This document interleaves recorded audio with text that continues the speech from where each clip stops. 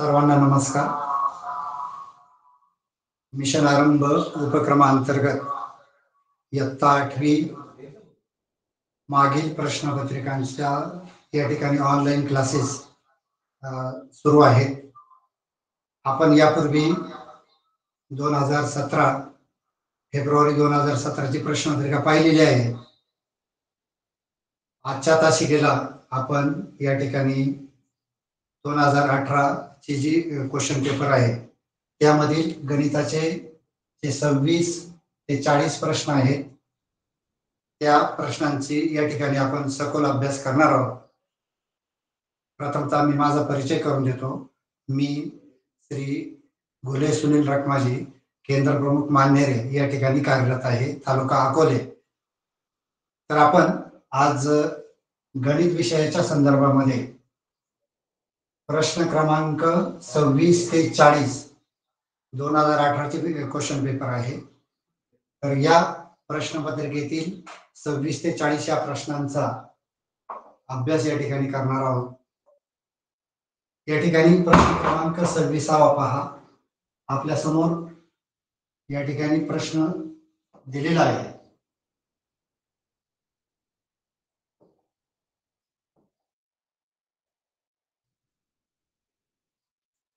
प्रश्न आपण वाचूया. या ठिकाणी 26वा प्रश्न आहे. 1575 या संख्येनंतर येणारी 49वी समसंख्या व 1028 च्या मागील 70वी समसंख्या यांच्यामधील फरक हा कोणत्या संख्येची वर्गसंख्या आहे? पर्याय दिलेले आहेत आपल्याला 24, 28, 19 आणि 26. तर असा प्रश्न सोडवताना या ठिकाणी पहा, आपल्याला दोन क्रिया कराव्या लागणार आहेत. प्रथमतः 1575 नंतर येणारी 49वी जी समसंख्या आहे ती काढावी लागेल. आपण प्रथमतः ती संख्या काढूया.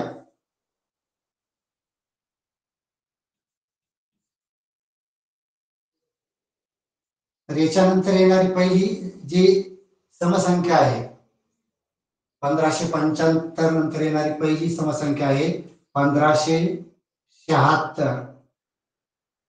आणि आपल्याला आता पुढे किती संख्या राहिलेल्या आहेत ही एक घेतली आपण 1576, तर राहिलेले आहेत 48. पुढील संख्या घेताना आपल्याला ते ऍड करायच्या. या ठिकाणी ऍड करताना 48 संख्या राहिल्या. समसंख्यांमधील अंतर जे आहे ते 2 असतं, म्हणून 48 गुणिले 2 या पद्धतीनं, कारण दोन समसंख्यांमधील अंतर हे 2च असतं, म्हणून 48 समसंख्या राहिलेल्या आहेत. 1576 अधिक 48 दुणे 96 यांची बेरीज करूया आपण. ती बेरीज झालेली आहे किती? 12, 10, 17, 1672.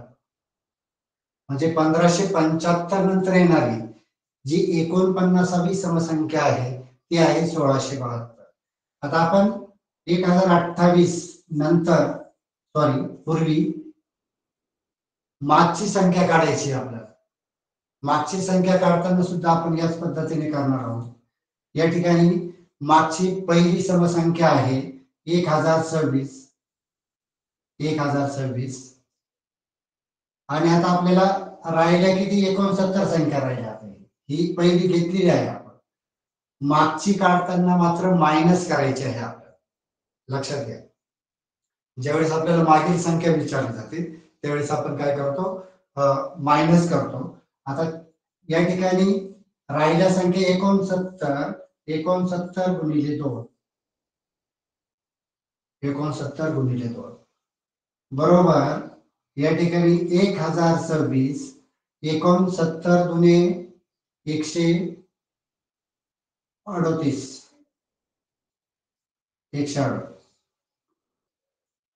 वजाबाकी करू यांची. 1026 वजा 138. इथं किती उरले? 8. इथे उरले 8 आणि इथे उरले 8. म्हणजे 1028 नंतर 1028च्या मागील 70वी जी समसंख्या आहे ती आहे 888 आणि या दोन संख्यांमधील आपल्याला फरक काढावा लागेल म्हणजे 1672 वजा 888 करूया आपण या ठिकाणी 1672 मधून 888 काय करूया वजा करूया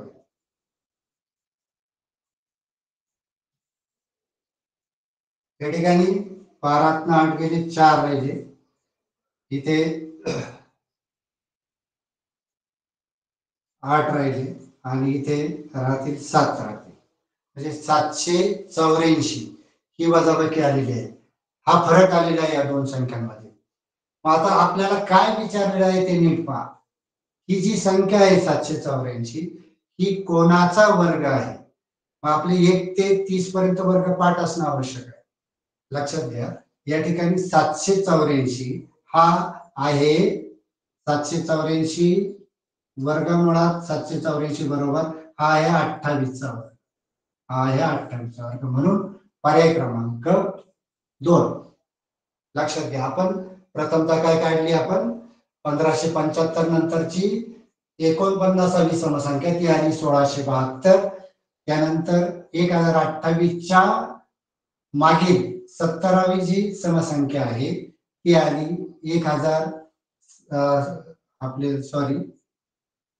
888 आहे आणि या दोन संख्यांची वजाबाकी केली तो फरक आला 784 आणि 784 हा जो ही जी संख्या आहे हा 28 चा वर्ग आहे म्हणून या प्रश्नाचं उत्तर आलं पर्याय क्रमांक 2 ओके त्यानंतर प्रश्न क्रमांक 2 घेऊया आपण पुढचा या ठिकाणी प्रश्न आपल्याला फार मोठा दिसतोय आणि पाहिल्यानंतर आपल्याला थोडासा अवघड वाटतो परंतु एकदम सोपा प्रश्न आहे प्रथमतः आपण प्रश्नाचं नीट वाचन करूया रवीना आहे रवीना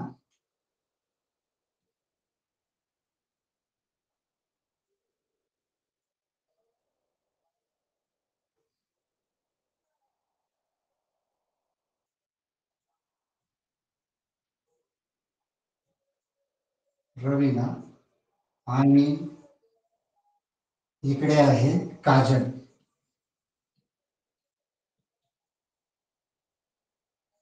इथे पाहता रवीनाने मराठीचं पुस्तक वाचलेलं आहे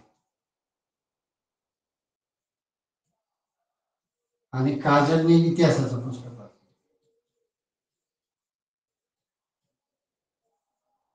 इतिहास प्रथमतः रवीनाला हे जे मराठीचं पुस्तक आहे या पुस्तकाचा 3/4 भाग आणि 17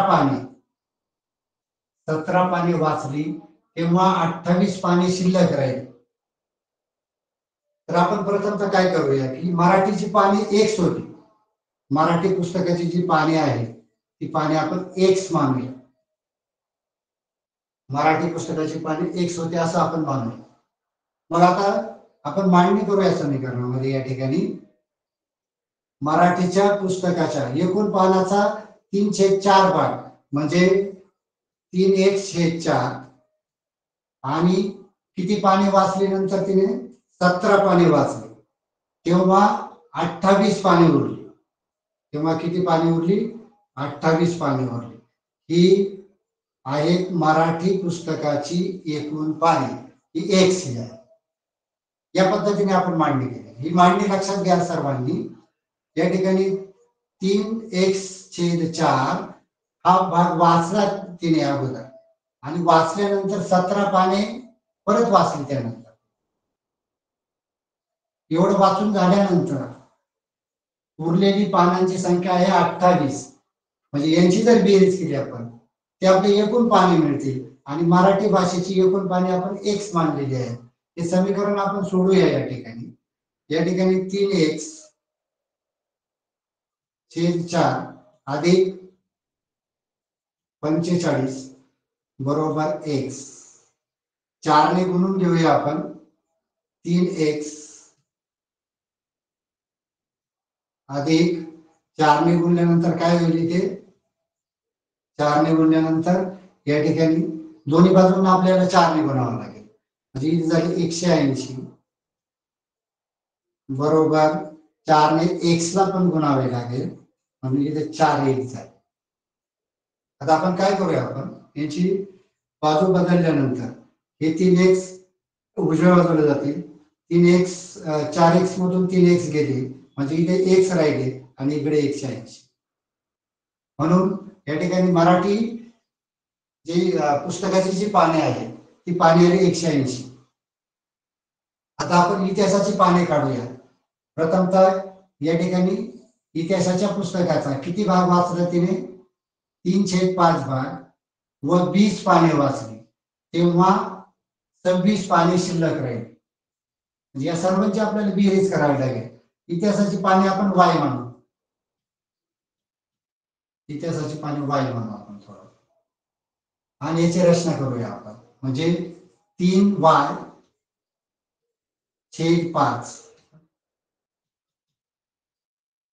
अधिक 20 अधिक 26 बरोबर y, बरोबर y.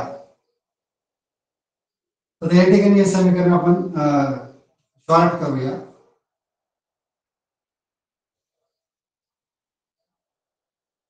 तीन y/5 अधिक 46 बरोबर y, बरोबर या ठिकाणी 5 ने 46 आणि y ला गुणून घेऊया, म्हणजे 3y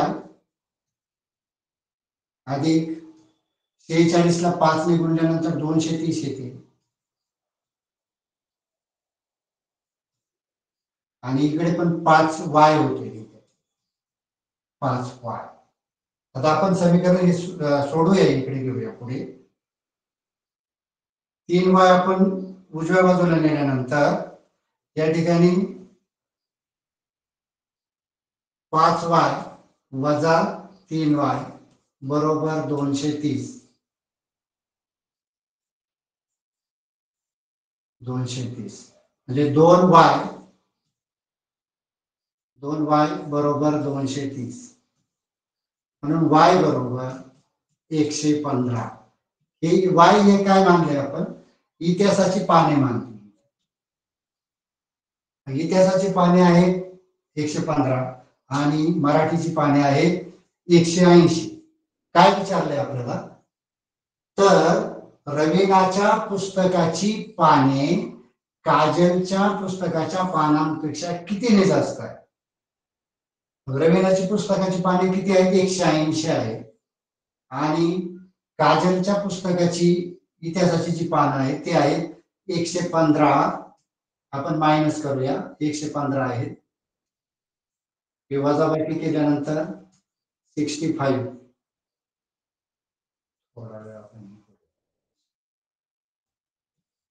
180 वजा 115 बरोबर 65.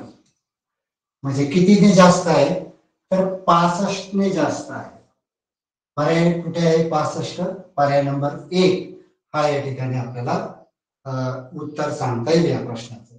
लक्षात घ्या, समीकरणाच्या स्वरूपात आपण मांडणी जर केली व्यवस्थित तर आपल्याला हे उदाहरण सोडवायला सोपं जातं. पाहिल्यानंतर आपल्याला असं वाटतं प्रथमतः की हे उदाहरण फार अवघड आहे, परंतु एकदम सोपं असं हे उदाहरण आहे.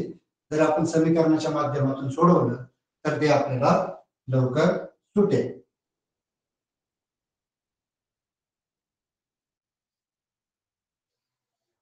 त्यानंतर पुढचं उदाहरण आहे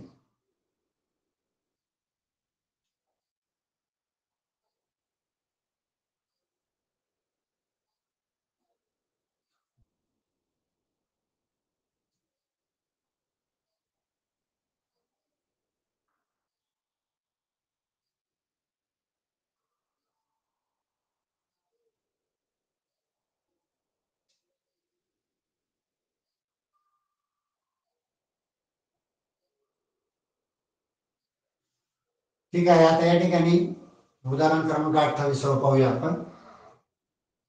आर्यन आदिती, आर्यन आणि आदिती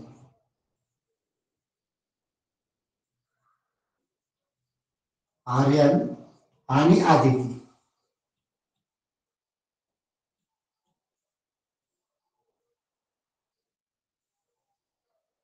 पुढं आपल्याला गुणोत्तर दिलेला आहे. यांच्या वयाचं गुणोत्तर 4:5 दिले, 4:5 दिलेलं आहे. आर्यन आणि आदिती यांच्या वयाचं गुणोत्तर आपल्याला 4:5 दिलेलं आहे. आणि आदिती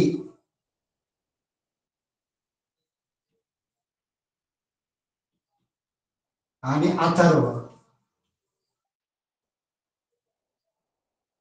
यांच्या वयाचं आजच्या वयाचं जे गुणोत्तर आहे ते 3:2 आहे. थोडा वेळ आपण या ठिकाणी 4x आणि हे 5x मानूया. हे 3y आणि हे 2y किंवा इथे x मानला तरी चालेल, काय हरकत नाही. तर या ठिकाणी आपण पाहूया की आपल्याला आर्यनचं जे आजचं वय आहे ते दिलेलं आहे आपल्याला. आर्यनचं आजचं वय जे आहे ते आहे 24 वर्ष. आर्यनचं आजचं वय 24 आहे. म्हणजे 24 कसे आले? 4 × 6. 4 ला 6 ने या ठिकाणी मल्टिप्लाय केलेला आहे, गुणलेला आहे. मग इथे सुद्धा 5 ला 6 ने गुणायचं. म्हणजे आपल्याला आदितीचं वय मिळालं. इथे आदितीचं वय आहे 30 वर्ष. आदितीचं वय जर इथं 30 वर्ष असेल, आदितीचं वय या ठिकाणी 30 वर्ष आहे, मग 3y बरोबर 30 वर्ष आहे. म्हणून y बरोबर किती आले? 10 वर्ष. अथर्वचं जे वय आहे ते आलं या ठिकाणी किती आलेले? अथर्वचं वय आहे 2y. अथर्वचं वय 2y म्हणजे 2 × 10. y ची किंमत 10 आली नाही इथे. y ची किंमत 10 आली. 2 × 10 म्हणजे अथर्वचं वय आलं 20 वर्ष. अथर्वचं वय आलं 20 वर्ष. असं या पद्धतीने आपण हे उदाहरण सोडू शकतो. स्क्रीनशॉट मारला तरी चालेल समजण्यासाठी. पुढच्या उदाहरणाकडे जाऊया आपण.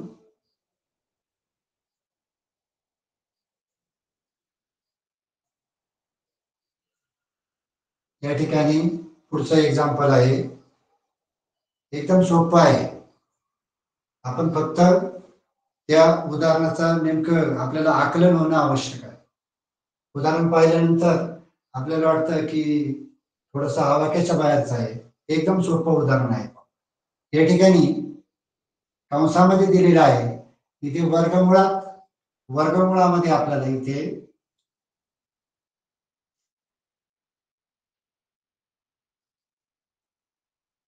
इथे वर्गमुळामध्ये दिलेलं आहे ही संख्या, त्याचं घनमूळ काढायचं आहे आपल्याला.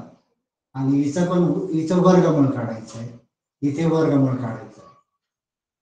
हे लक्षात घेऊयात अगोदर. या ठिकाणी पहा, वर्गमुळात 6.25 याचं जे वर्गमूळ आहे लक्षात येतं आपल्याला की हा 25चा वर्ग आहे. परंतु इथे दशांश चिन्ह आल्यामुळं हा जो वर्ग आहे हा वर्ग आहे 2.5. दशांश चिन्ह द्यावं लागेल ना आपल्याला. अधिक याचं घनमूळ 0.729 याचं जे घनमूळ आहे ते घनमूळ किती आहे येईल सांगता? तर त्याचं घनमूळ आहे आपल्याला 0 म्हणजे 9चा वर्ग घन आहे. 9 × 9 × 9 बरोबर 729. आता या ठिकाणी दशांश चिन्हानंतर 3 अंक आलेले आहे. म्हणजे हे जे घनमूळ आहे हे 0.9 0.9 0.9 जे 0.9चं घनमूळ आहे, हा घन आहे. सॉरी, 0.9चा घन किती आहे? 0.729 अधिक 1.21 हा कोणाचा वर्ग आहे आपल्याला माहिती आहे. कोणाचा वर्ग आहे हा? तर हा आहे 1.11चा वर्ग आहे.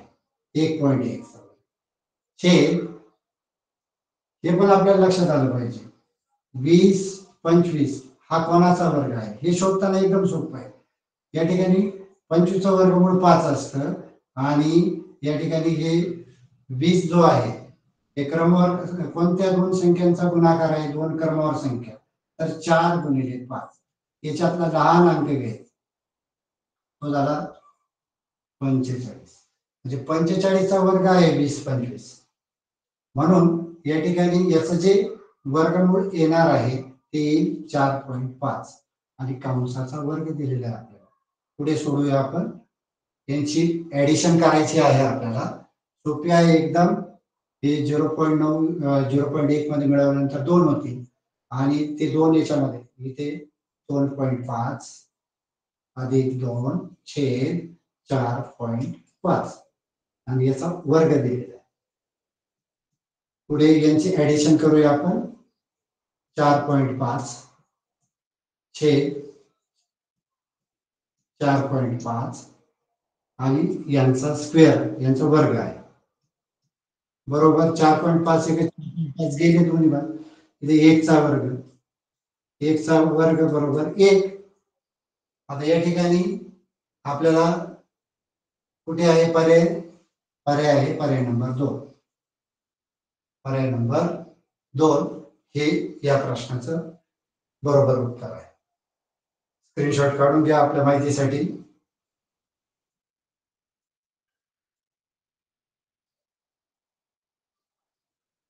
स्क्रीनशॉट काढला असेल आपण.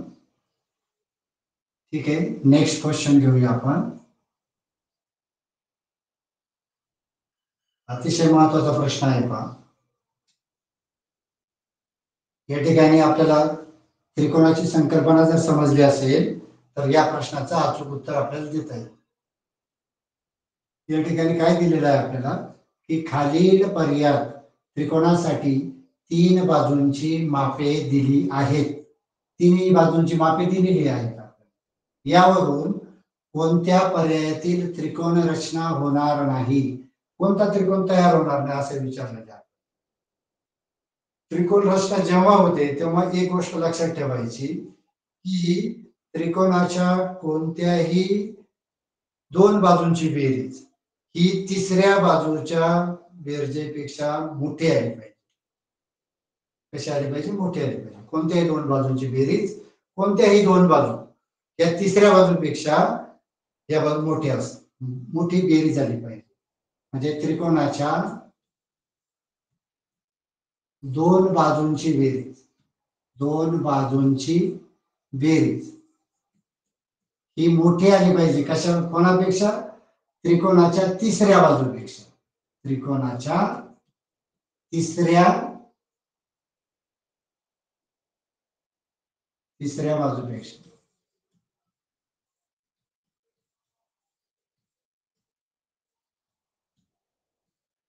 इथे आपण पाहूया पर्यायामध्ये पाहूया आपण. यांची बेरीज करूया आपण. यांची बेरीज किती आली? 5.5 अधिक 4 म्हणजे 9.5 येते. म्हणजे ही जी तिसरी बाजू आहे या बाजूपेक्षा यांची बेरीज मोठी आहे, त्यामुळे ही त्रिकोण रचना होते. त्यानंतर पर्याय नंबर 2 पहा. कोणत्याही 2 बाजूंची बेरीज घ्या.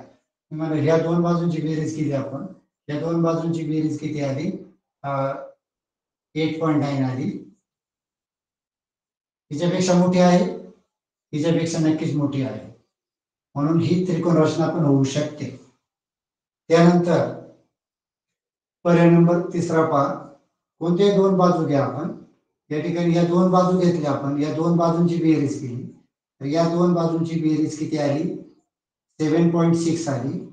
आणि तिसरी जी बाजू आहे ती 8.5 आहे. तिसरी बाजू मोठी आहे, म्हणजे ही त्रिकोण रचना होत नाही. लक्षात घ्या, ही त्रिकोण रचना होत नाही. म्हणून पर्याय नंबर जो आहे तो 3 या ठिकाणी बरोबर. या ठिकाणी आपल्याला काय विचारलेलं आहे की कोणती त्रिकोण रचना होणार नाही? याची त्रिकोण रचना होणार नाही, कारण तिसरी बाजू जी आहे ही तिसरी बाजू या 2 बाजूंच्या बेरजेपेक्षा मोठी आहे. हा त्रिकोण असा होईल का? म्हणजे होऊ शकणार नाही, काढताच येणार नाही आपल्याला असा. म्हणजे ते ज्या उर्वरित ज्या 2 बाजू आहेत या दोन बाजू एकमेकांना छेदू शकत नाही, म्हणून या ठिकाणी पर्याय नंबर हा जो 3 आहे, पर्याय नंबर 3 हे या प्रश्नाचं उत्तर आहे. चौथा ऑप्शन पण आपण अभ्यासूया एकदा. या ठिकाणी यांची बेरीज केली आपण, आली 12 सेंटीमीटर आणि ही तिसरी जी बाजू आहे ती आहे 5.3 सेंटीमीटर, म्हणजे ही मोठी आहे, पण ही पण त्रिकोण रचना होते. कोणत्या याची त्रिकोण रचना होत नाही? पर्याय नंबर 3 या ऑप्शन मध्ये त्रिकोण रचना होऊ शकत नाही, म्हणून पर्याय नंबर 3. स्क्रीनशॉट असू द्या आपल्या संग्रही.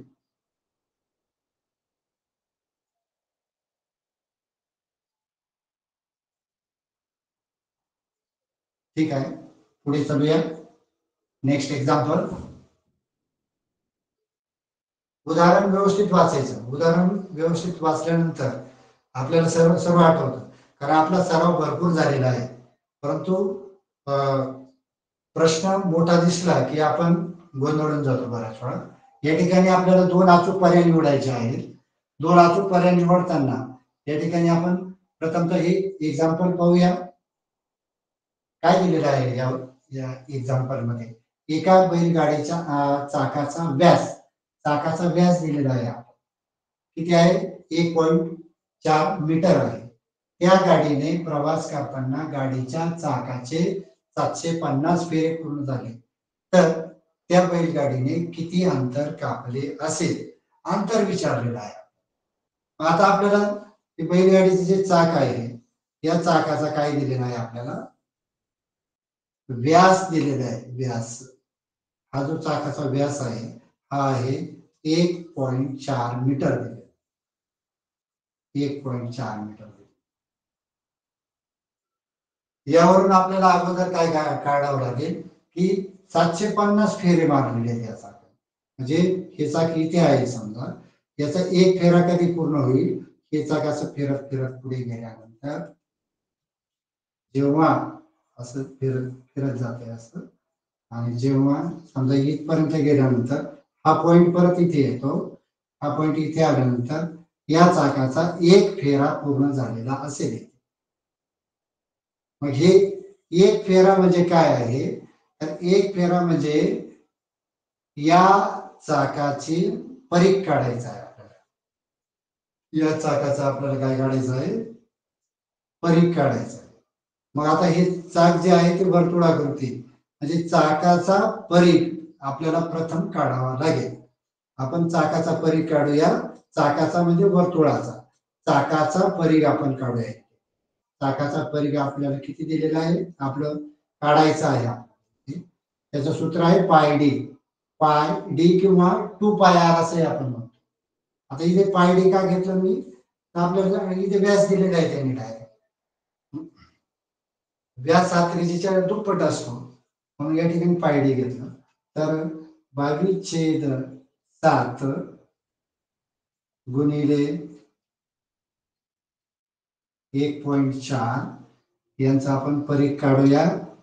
7 1 7, 7 0.2 दुने 14 यांचा गुणाकार केल्यानंतर 22 दुने 44, परंतु एक दशांश चिन्ह आलेलं आहे, म्हणून या ठिकाणी दशांश चिन्ह देऊया. हे काय आलेलं आहे? हे मीटर मध्ये आहे.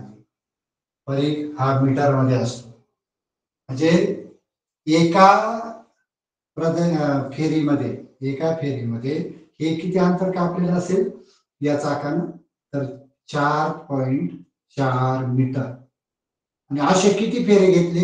750 फेरे घेतले असे. मग काय करावं लागेल? मल्टिप्लाय करावं लागेल, गुणाकार करावा लागेल. म्हणजे 4.4 म्हणजे एकूण अंतर काढूया आपण. चाकाने कापलेले एकूण अंतर, एकूण अंतर बरोबर काय येईल? की त्या चाकाचा परीघ गुणिले एकूण फेरे. एकूण फेरे बरोबर परीघ किती आलं? 4.4 गुणिले 750. 1 शून्य इकडे नेला म्हणजे इथे राहिली 44 झाले, गुणिले 75 यांचा मल्टिप्लाय करा. 75 चोक 300 8 30, 75 चौक 300, 330 म्हणजे हे काय युनिट काय आले याला, युनिट महत्वाचं आहे, युनिट आहे हे याला मीटर, मीटर आहे मीटर. कुठं आहे पर्याय, पर्यायामध्ये उत्तर आहे का, पर्यायामध्ये उत्तर आहे, 2 पर्याय आपल्याला निवडायचे, हे सापडलं आपल्याला, पण दुसरा पर्याय कुठे आहे एक लक्षात घ्या. याच आपल्याला किलोमीटर मध्ये केल्यानंतर याला जर 1000 ने भागलं आपण, याला 1000 ने भागल्यानंतर ते उत्तर येईल 3.3 किलोमीटर. म्हणजे ऑप्शन नंबर 1 आणि ऑप्शन नंबर 3 हे या प्रश्नाचं उत्तर असेल. लक्षात आलं. तर या पद्धतीने आपण पाहायचं आहे. स्क्रीनशॉट मारून घ्या. पुढच्या प्रश्नाकडे जायला आपल्याला.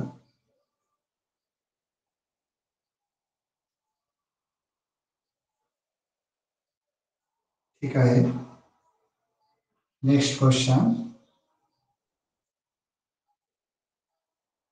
आता हा प्रश्न पण पाहिल्यानंतर आपल्याला असं गोंधळल्यासारखं होतं,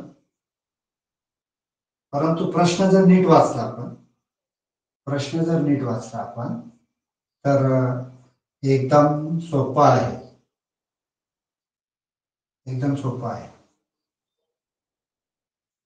2 अंकी मूळ संख्येतील अंकांची अदलाबदल करून पुन्हा मूळ संख्या मिळते.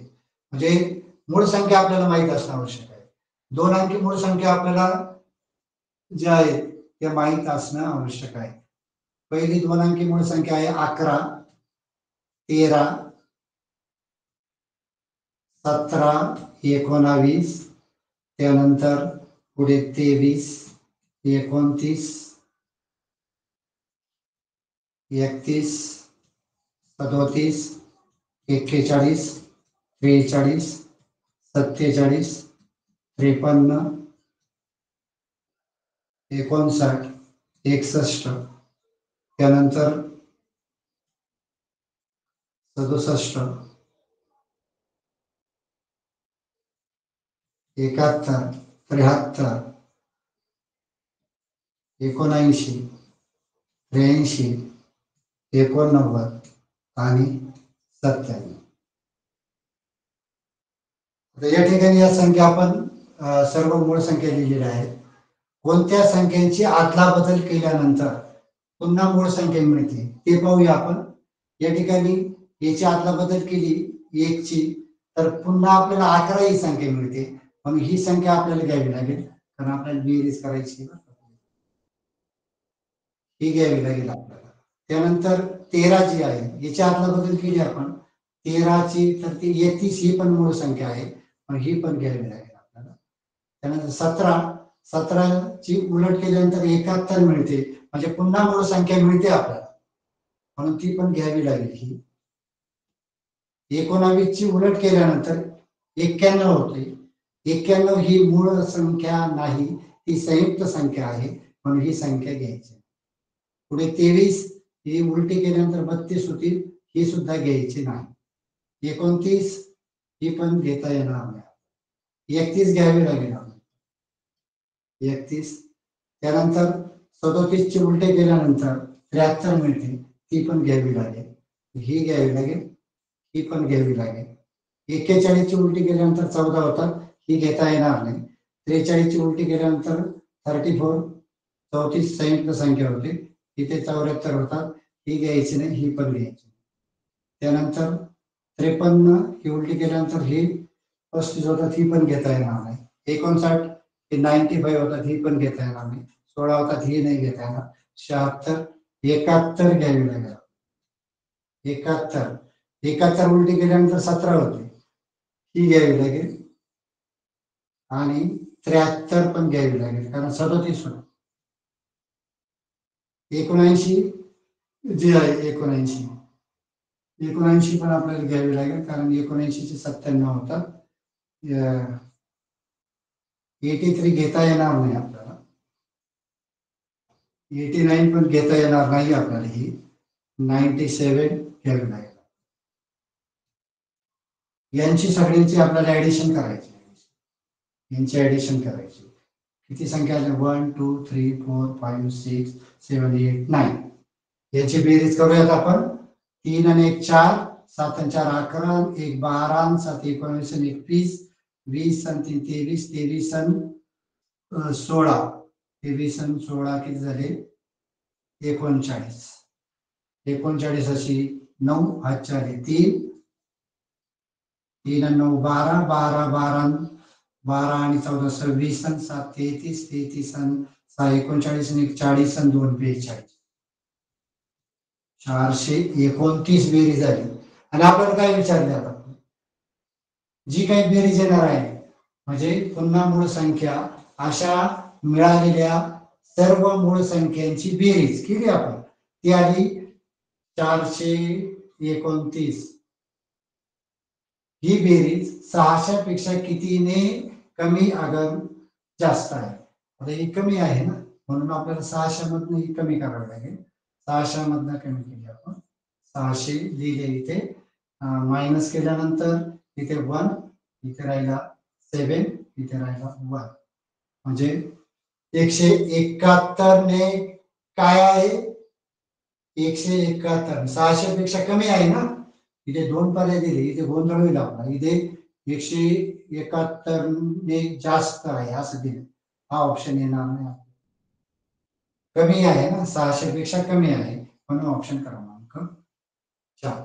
असं या पद्धतीने आपल्याला हे एक्झाम्पल सोडवावं लागेल. आपल्याला त्या संख्या विचारात घ्याव्या लागतील. त्या 9 संख्या सापडल्या, त्यांची ऍडिशन केली आणि आलेल्या जी बेरीज आहे ती 600 मधनं वजा केली 171.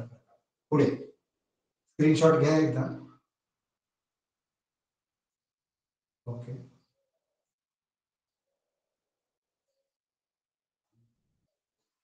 हे उदाहरण पण सोपं आहे एकदम.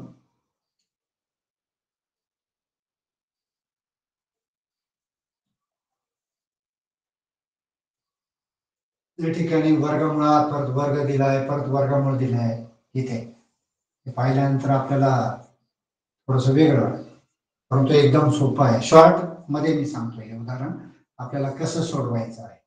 या ठिकाणी वर्गमुळात 100, याचं वर्गमूळ काढूया आपण अगोदर. याचं वर्गमूळ आलं, पाहते, या 100चं वर्गमूळ आलं 10, आणि या 10चा परत वर्ग विचारला, या 10चा परत वर्ग विचारला, वजा या ठिकाणी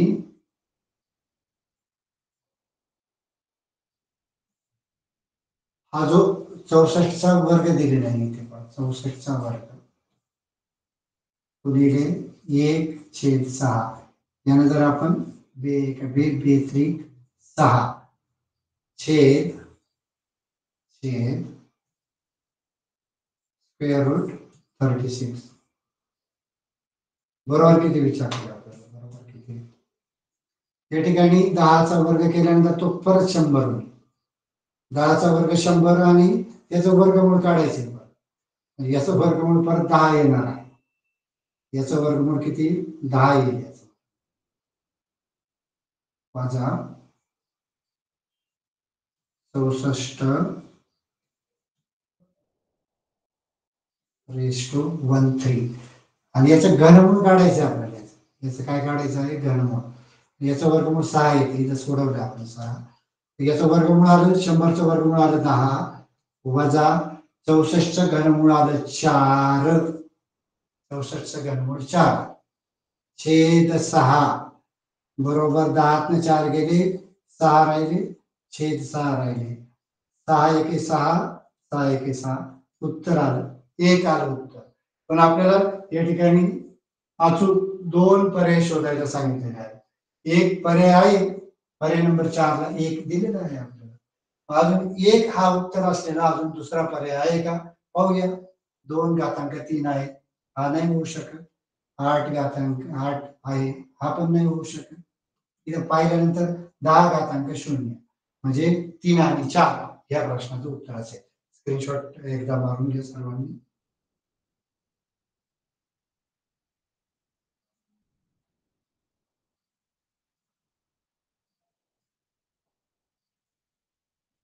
समजायला एकदम सोपं असतं, फक्त ती जी संकल्पना आहे प्रश्नाचा बोध आपल्याला होणं आवश्यक आहे. ठीक आहे, नेक्स्ट एक्झाम्पल घेऊया आपण. एका चौकोनाच्या 4 कोनांची मापे अनुक्रमे या ठिकाणी आपल्याला दिलेली आहे. चौकोनाच्या 4 कोनांची माप दिलेली आहेत आपल्याला.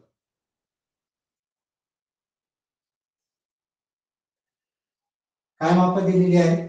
पहिला जो कोन आहे तो दिलेला आहे आपल्याला 2x अधिक 10. दुसरा कोन आहे 3x अधिक 15. पहिला कोन काय आहे 2x अधिक 10. ऍडिशन करूया आपण, कारण चौकोनाच्या चारही कोनांच्या मापाची बेरीज ही 360 अंश असते, म्हणून आपण चारही कोनांच्या मापाची बेरीज या ठिकाणी करूया. 3x अधिक 15 अधिक 4x 4x वजा 30 अधिक 2x वजा 20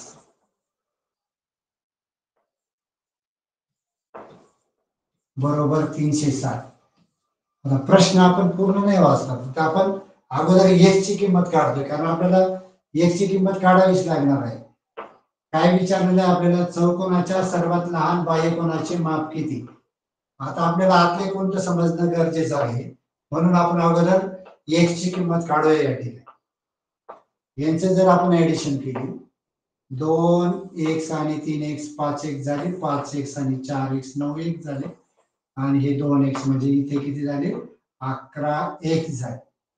इथे झाले 11x अधिक हे 10 अधिक 15 25 झाले, आणि 25 मधून हे 30 मायनस केले, 25 10 आणि 15 25 झाले, आणि हे 30च आहेत का उदाहरणामध्ये. 2x 10 बरोबर आहे, 3x 15 बरोबर आहे, 4x अधिक 30 4x वजा 30 बरोबर आहे, 2x वजा 20 बरोबर आहे, 2x वजा 20 बरोबर आहे. यांची बेरीज झाली किती 25, आणि यांची बेरीज म्हणजे इथे तुम्हाला याच्या पद्धतीने सांगतो, हे 10 अधिक 15 अधिक वजा 30 आणि असं आहे. हे केल्यानंतर आपल्या लक्षात येईल इथे 25 आले, 25 वजा 50 यांची वजाबाकी आली किती -25, म्हणजे वजा 25 आली, वजा 25 आली बरोबर 360. म्हणजे हे 25 जर आपण इकडे नेले तर ते प्लस होते, म्हणजे 11x बरोबर हे प्लस झाल्यानंतर 385 झाले, 385. x ची किंमत काढूया आपण. x ची किंमत काढण्यासाठी 11 ने 385 ला भाग देता आला पाहिजे आपल्याला तोंडी. आता या क्रिया आपल्याला तोंडी जमणं आवश्यक आहे. 11 3 33 खाली उरले 5, आणि हा 5 घेतला म्हणजे 55 झाले, 11 5 55, म्हणजे x ची किंमत आली 35 अंश आली, x ची किंमत 35 अंश आली. आता इथे आपण पाहिल्यानंतर आपल्याला काय विचारलेलं आहे की चौकोनाच्या सर्वात लहान बाह्यकोनाचं माप हे आपल्याला काढायचं. चौकोनाचा जो सर्वात मोठा कोन असतो, चौकोनाचा नियम काय आहे की चौकोनाचा सर्वात मोठ्या कोनाचा बाह्यकोन हा सर्वात लहान असतो. आता सर्वात मोठा कोन आपल्याला शोधावा लागेल. हा 2x 10 इथे जर आपण 35 टाकले तर 70 आणि 10 70 आणि 10 हे 80 झाले, 80 अंशाचा झाला हा कोन. त्यानंतर 3x अधिक 15 म्हणजे 35 त्रिक 105 आणि 15 हा 120 अंशाचा झाला. हा 4x वजा 30 म्हणजे 35 चौक 140, 140 मधून 30 गेले, 140 मधून 30 गेले, 110 राहिले. त्यानंतर इथे 2x वजा 20 याचं जे माप आहे ते 70 मधून 20 गेले 50 अंशाने, 50 अंश. सर्वात मोठा कोन कोणता आहे? सर्वात मोठा कोन आहे 120 अंशाचा, म्हणजे 3x अधिक 15 हा सर्वात मोठा कोन आहे, आणि त्याचं माप आहे 120 अंश. हा जर आतला कोन असेल तर बाह्यकोन आणि आंतरकोन हे पूरक असतात ना एकमेकांना, म्हणजे 180 मधून 120 वजा करायचे म्हणजे बाह्यकोनाचं माप आपल्याला मिळेल आणि बाह्यकोन आहे 60 अंश. 60 अंश. इथे सर्वात लहान विचारलेलं आहे. सर्वात मोठा जर विचारला असता सर्वात मोठ्या बाह्यकोनाचं माप किती, तर त्यावेळेस उत्तर बदललं असतं. मात्र सर्वात लहान कोन कोणता आहे ते आपल्याला शोधावं लागेल. हा सर्वात लहान कोन आहे 50 अंशाचा आणि याचा जो बाह्य कोन असेल तो असेल 130 अंश. हे लक्षात घ्या. म्हणजे प्रश्न कसाही आपल्याला फिरवल्यानंतर आपला गोंधळ होता कामा नाही, हे लक्षात घ्यायचं सर्वांनी. आपल्याला सर्वात लहान बाह्य कोनाचं माप विचारलेलं आहे म्हणून आपण या ठिकाणी काय केलं, जो सर्वात मोठा कोन आहे त्याचं माप काढलं आणि 180 मधून ते माप वजा केल्यानंतर आपल्याला जो बाह्य कोन आहे त्याचं माप या ठिकाणी मिळालं. स्क्रीनशॉट काढून घ्यायचा.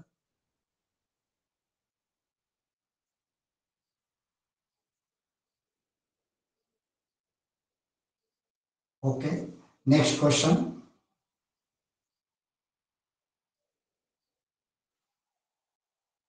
अतिशय सुंदर प्रश्न आहे. प्रश्न मोठा दिसला की आपण थोडस गडबडून जातो, परंतु प्रश्नाचा बोध आपल्याला होणं आवश्यक आहे. तर या ठिकाणी आपण प्रथमतः प्रश्न वाचूया व्यवस्थित आणि नंतर त्याचं आपण स्पष्टीकरण करूया.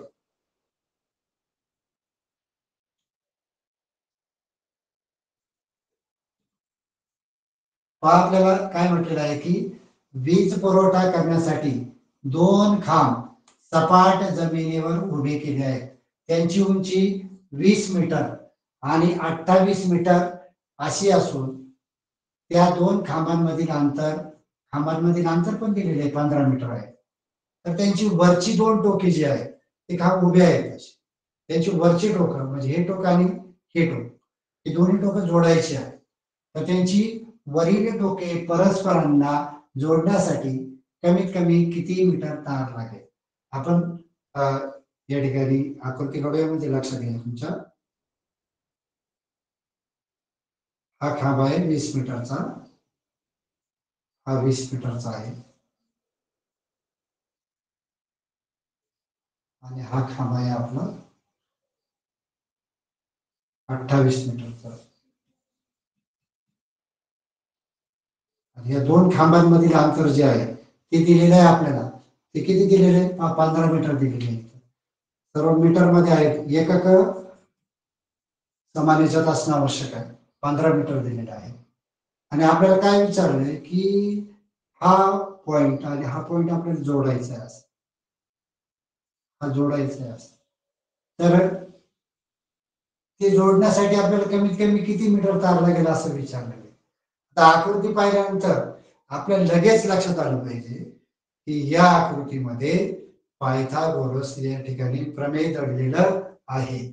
तर या ठिकाणी आपण काय करूया की काटकोन त्रिकोण तयार करूया. पहा, तर हे जर दोन्ही आपण असे जोडले तर या ठिकाणी हा काटकोन त्रिकोण तयार झाला. ABC हा काटकोन त्रिकोण तयार झाला पाहिजे आणि हा जर 15 मीटर असेल तर हा पण 15 मीटर होईल आणि ही बाजू 20 मीटर आहे, ही इथपर्यंत 20च मीटर होईल. मग राहिले किती? एबीचं अंतर आपल्याला काढता येईल. 28 मधून 20 गेले, राहिले किती? 8 मीटर आहे. या ठिकाणी 8 मीटर आहे. एक लक्षात घ्या, इथे आपल्याला काटकोन त्रिकोण मिळालेला आहे. त्याची एक बाजू 8 मीटर आहे, दुसरी बाजू 15 मीटर आहे. दुसरी बाजू जी आहे ती 15 मीटर आहे. आता या ठिकाणी जर आपल्याला पायथागोरसचं जर त्रिकूट माहित असेल, ट्रिपलेट जर तुम्हाला माहित असतील तर लगेच उत्तर सांगता येईल. पायथागोरसचं जे त्रिकूट आहे 8, 15, 17, 8, 15, 17 उत्तर डायरेक्ट मिळतं.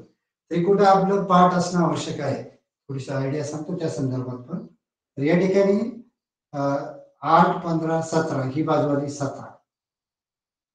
17 मीटर आहे. म्हणजे किती मीटर तार लागेल? 17 मीटर तार लागेल. सोडवण्याची आवश्यकताच नाही आपल्याला काही. तर हे तुमचे जर त्रिकूट जर पाठ असतील तर लक्षात येणं आवश्यक आहे. जे बेसिक जे त्रिकूट आहे पायथागोरसचं 3 4 5 3 4 5 याला जर आपण 2 ने मल्टिप्लाय केलं, जर 2 ने मल्टिप्लाय केलं तर इथे 6 8 10 या पद्धतीने आपल्याला लगेच इथे 3 ने मल्टिप्लाय केलं आपण 9 4 त्रिक 12 5 त्रिक 15 हे दुसरं त्रिकूट. हा तुम्ही असंख्य त्रिकूट तयार करू शकाल कितीही. पुढे 4 ने मल्टिप्लाय केलं तुम्ही 3 चौक 12 4 चौक या ठिकाणी 16 आणि 5 चौक 20. 5 ने मल्टिप्लाय केल्यानंतर 15 20 25 हे लक्षात घ्या. लक्षात घ्या. याच्यावरती पुढे तुम्ही शून्य वाढवत गेले तरी 300 400 500 इथं जर याच्यावरती शून्य दिला 60 80 100 ही सगळी पायथागोरसची त्रिकूट आहेत. एक लक्षात घ्या. म्हणजे आपण असंख्य त्रिकूट शोधू शकतो. फक्त काही जे ऑड त्रिकूट आहेत ते आपण लक्षात ठेवायची. कोणकोणती आहेत पहा 11 60 61 9 40 41 ही पाठ करा. त्याला पर्याय नाही. 9 40 21 8 15 17 अशा आहेत 7 24 25. तर ही जी त्रिकुटे जी आहे ती सर्वांनी पाठ करून ठेवा. म्हणजे काही ऑड त्रिकुट आहेत ती पण पाठ करा. लक्षात ठेवा. आणि तुम्हाला पायथागोरस वरती बराच 4 ते 5 प्रश्न येतात. त्यामुळं हा जो घटक आहे हा फार महत्वाचा आहे. हा प्रश्न तुम्हाला समजला असेल. स्क्रीनशॉट काढून घ्यायचा पुढच्या प्रश्नाकडे जायला.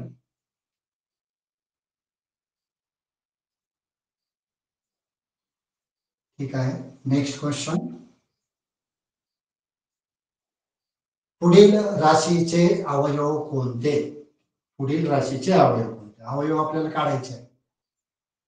पाहिल्यानंतर आपल्याला लगेच लक्षात आलं पाहिजे की आपल्याला या ठिकाणी कोणता फॉर्म्युला वापरावा लागेल.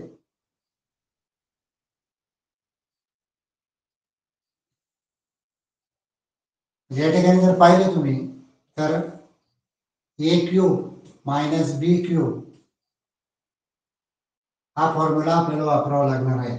या फॉर्म्युल्यानुसार जर तुम्ही पर्याय शोधण्याचा प्रयत्न केला तरी उत्तर मिळणार आहे. म्हणजे याचं काय आहे की पहिल्या कंसामध्ये दोन्ही पदांची वजाबाकी करायची आणि दुसऱ्या कंसामध्ये A square plus A B plus B square अशी मांडणी कोणत्या पर्याय दिसते त्याच्यावरून तुम्ही उत्तर काढू शकता. आपण उत्तर काढूयात त्याचं. परंतु अशी स्थिती आपल्याला कुठे दिसते की ए मायनस बी आहे. आता इथे ए प्लस इथे जे आहे इथे प्लस दिलेले आहे त्याच्यामुळे हा ऑप्शन गेला डायरेक्टली. इथे मायनस आहे इथे स्क्वेअर दिलेला आहे परंतु हे प्लस साइन पाहिजे. इथे मायनस आहे म्हणजे हा ऑप्शन बाद झाला. त्यानंतर इथे पाहूयात आपण पहिलं पद मायनस पाहिजे होतं म्हणजे हे पद गेलं म्हणजे हा ऑप्शन पण गेला हा ऑप्शन गेला. ऑप्शन नंबर 2 हा या प्रश्नाचं बरोबर उत्तर आहे. आता आपण उत्तर काढूया तसं आपण त्याचं. या ठिकाणी जो 27 एक्स घन आहे याचं जे क्यूब रूट जे आहे ते आहे 3x म्हणजे याचं क्यूब रूट 3x आलं आणि वजा याचं क्यूब रूट किती येईल म्हणजे घनमूळ किती येईल 4/x आणि दुसऱ्या कंसामध्ये याचा वर्ग करायचा म्हणजे 9x वर्ग. या दोन्ही पदांचा गुणाकार करायचा मध्ये. आधी 3x गुणिले 4/x यांचा जर गुणाकार केला आपण तर तो येणार आहे 12 आणि अधिक 4चा वर्ग 16/x वर्ग. या पद्धतीनं ऑप्शन नंबर 2 हे या प्रश्नाचं बरोबर उत्तर आहे. तुम्ही जर फॉर्म्युला पाठ असेल तर त्यावरून सुद्धा तुम्ही लगेच या ठिकाणी ट्रिक लावू शकता. ओके. स्क्रीनशॉट काढून घ्या आवश्यक असेल तर.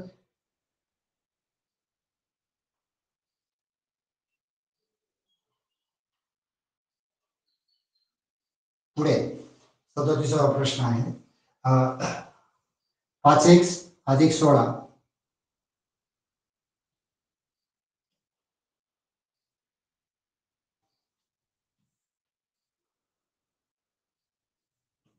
5x वजा 16 छेद 7x वजा 18 बरोबर 2/3. तर x बरोबर किती असं विचार. तिरकाच गुणाकार करूया, आपला वेळ पण झालेला आहे. 15x वजा 16×3=48 बरोबर 14x वजा 36. या ठिकाणी हे 14x इकडे घेऊया आपण. 14x इकडे घेतल्यानंतर 15x वजा 14x बरोबर हे इकडे आणूया आपण -36 प्लस 48 बरोबर x बरोबर, तर आपण हे मायनस केलं तर 12 येतं. x बरोबर 12. हे उत्तर आहे पर्याय नंबर 4. पर्याय नंबर 4. सोपा प्रश्न होता. ठीक आहे, स्क्रीनशॉट घ्या. पुढे जाऊया आपण.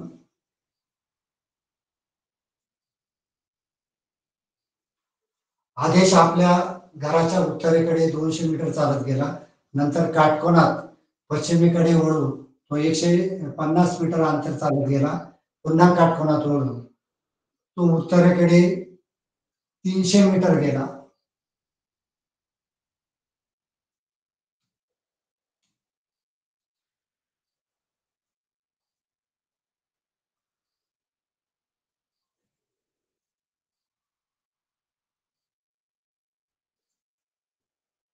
आपण ड्रॉइंग करूया त्याला. म्हणजे आदेश घरापासून उत्तरेकडे 200 मीटर गेला. उत्तरेकडे 200 मीटर गेला तो असं.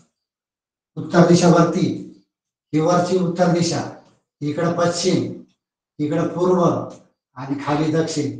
ही दिशा आपल्याला माहित पाहिजे. तर उत्तरेकडे तो किती मीटर गेला? 200 मीटर गेला. इथे 200 मीटर गेला. नंतर काटकोनात पश्चिमेकडे वळाला. काटकोनात म्हणजे इथे काटकोनात पश्चिमेकडे वळाला. किती गेला पश्चिमेकडे? तो 150 मीटर गेला. 150 मीटर गेला. बरं, ठीक आहे. पुढे पुन्हा काटकोनात वळून उत्तरेकडे गेला, म्हणजे परत वरती गेला. किती मीटर गेला वरती? काटकोनातून उत्तरेकडे 300 मीटर गेला. इथे पहा बरं का, 300 मीटर उत्तरेकडे गेला, वरती. इकडे वरती गेला. थोड्या वेळाने पुन्हा काटकोनात पश्चिमेकडून वळून तो 150 मीटर गेला. इकडे पश्चिमेकडे 150 मीटर वळा चालत गेला. त्यानंतर पुन्हा डावीकडे काटकोनात वळून डावीकडे. त्यानंतर 100 मीटर दक्षिणेकडे आला. कुठे वळाला तो? इथे 100 मीटर दक्षिणेकडे आला. इथं आला बरं का तो असं, इथे दक्षिणेकडे 100 मीटर. 100 मीटर. तर काय विचारले आपल्याला? तर आता त्याच्या घरापासून तो कमीत कमी किती अंतरावर असेल? हा प्रश्न पण पायथागोरसवर आधारित आहे, लक्षात घ्या. आपण काय करूया की हे अंतर विचारले आपल्याला. हे अंतर विचारलं आपल्याला. हे अंतर किती आहे? आपण ही आकृती ड्रॉइंग करूया. हे 100 मीटर आहे आणि हा काटकोन त्रिकोण काढूया आपण. हा झाला काटकोन त्रिकोण. आणि आपल्याला काय काढायचं आहे की कमीत कमी अंतर, म्हणजे हे कर्ण काढायचं आहे. लक्षात घ्या, हा कर्ण काढायचा. या ज्या दोन बाजू आहेत, आता हे अंतर आपल्या लक्षात आलं पाहिजे किती आहे ते. इथे जर पाहिलं आपण, हे 200 मीटर म्हणजे हे 200 मीटर झाले, बरोबर आहे. त्यानंतर हे 300 मीटर, हे किती आहे? हे 100 मीटर अंतर आहे. लक्षात घ्या, 150 इकडचे खालचे, हे 150 मीटर हे खालचे आहे. हे 100 मीटर झाले. इकडे राहिले 200, म्हणजे हे पण 200 आहे. म्हणजे 200 200 400 झाले. आणि हे मीटर किती अंतर आहे हे? तर हे अंतर झालं 150 आणि 150, म्हणजे 300 मीटर झालं. 300 मीटर झालं. तर या ठिकाणी पायथागोरस मध्ये पहा आपल्याला काय मिळालेलं आहे. ही काटकोन करणारी एक बाजू 300, एक दुसरी बाजू 400. तर ही बाजू आपल्याला सहज काढता येईल. मी तुम्हाला आत्ताच सांगितलं की पायथागोरसचे जे बेसिक त्रिपुट आहे ते पहा, तुमच्या लगेच लक्षात येईल. हे जर 300 असेल, ही बाजू जर 400 असेल तर त्याचा जो कर्ण आहे तो 500 मीटर असणार आहे. मग हे जे उत्तर आहे ते उत्तर आहे 500 मीटर. घरापासून कमीत कमी किती अंतरावर असेल तो, तर तो 500 मीटर अंतरावर असेल. तर या पद्धतीनं या प्रश्नाचं उत्तर आपल्याला काढता येईल. तर या ठिकाणी स्क्रीनशॉट मारून घ्या. 2 प्रश्न राहिलेले आहेत.